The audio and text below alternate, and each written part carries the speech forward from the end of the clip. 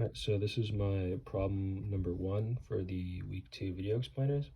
So in this problem, we have a cylinder of mass m, and it is free to turn about its center, and there is a block of mass m that is hanging from the string wrapped around the cylinder that also has a mass m.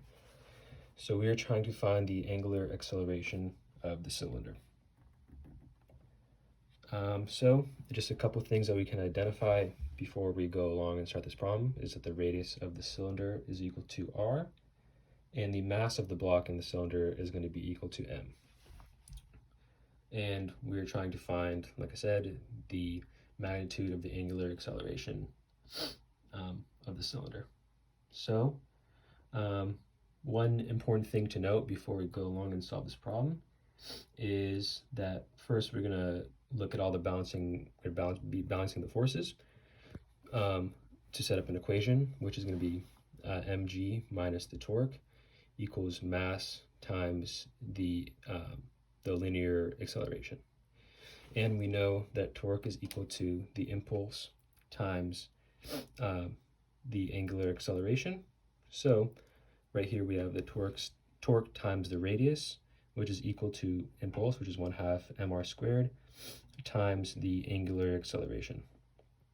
So finally, after just a little bit of simplification, we find that the torque acting on the cylinder is mRa over 2.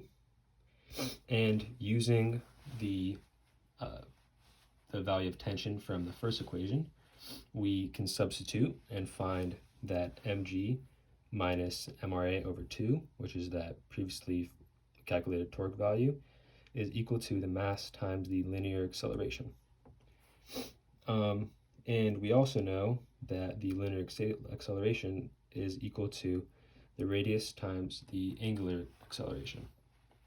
So after we substitute the AL for a radius times angular acceleration, we can now solve for the angular acceleration, and just after some simplification, we find that value to be 2g over 3r.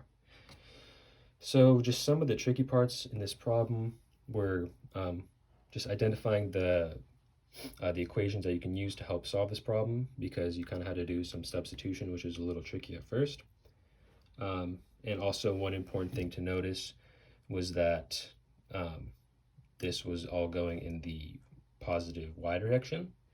So I guess that could have been interpreted as a little tricky, but this just has to deal with some of the stuff we've been learning in class in regards to more about torque and just angular and linear accelerations, and more just about trying to find the different pieces of the system or different equations that you can use, and all turning it into one cohesive equation that you can use to solve the problem.